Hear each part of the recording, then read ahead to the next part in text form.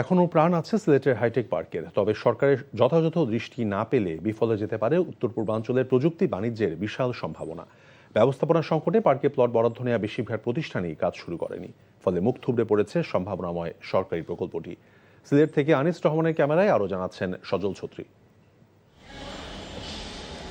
Sylhet hi tech পার্কে তৈরি হচ্ছে দেশের অন্যতম সেরা ব্র্যান্ড র্যাংসের ফ্রিজ।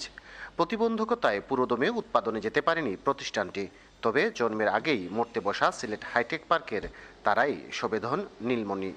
আমাদের যদি আশেপাশে বিশেষ করে ইন্ডিয়ান সেভেন সিস্টার যদি আমাদের এরিয়ায় যদি কভার করা যেত, এখান থেকে যদি প্রোডাক্ট দিয়ে ওখানে, তাহলে এইখানে হাইটেকের জন্য কোনো সমস্যা হবে না, যে কোনো ধরনের ইনভেস্টর এখানে আসবে। নতুন কর্মসংস্থান, প্রযুক্তিগত উৎকর্ষতার মাধ্যমে আন্তর্জাতিক বাজারে প্রভাব বাড়ানো এবং দক্ষ জনশক্তি তৈরির লক্ষ্য নিয়ে সিলেটের হাইটেক পার্কের অবকাঠামোগত কাজ শেষ হয় 2023 সালে। পার্কের এলাকা প্রায় 163 একর। এ পর্যন্ত প্রযুক্তি নির্ভর উৎপাদনকারী প্রতিষ্ঠান, টেকনিক্যাল বিশ্ববিদ্যালয়, হাসপাতালের মতো 14টি প্রতিষ্ঠান জমি বরাদ্দ নিলেও বাস্তব বিনিয়োগে তাদের অনাগ্রহ।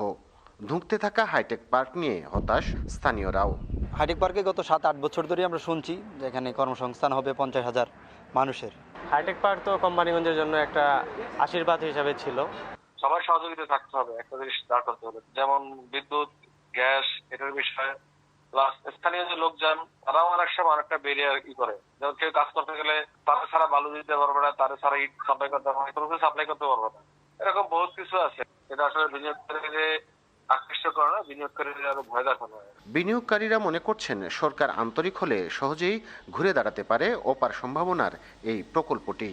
তাতে অর্থনৈতিক সমৃদ্ধির সাথে তৈরি হবে বিপুল কর্মসংস্থান।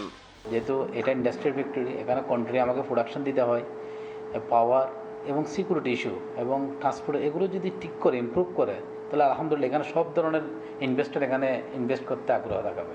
হাইটেক পার্কটির অবস্থান সিলেটের কোম্পানিগঞ্জ উপজেলায়। উপযুক্ত কর্মসংস্থানের অভাবে উপজেলাটির সীমান্তবর্তী মানুষ জড়িয়ে পড়েন নানান অবৈধ কার্যকলাপে।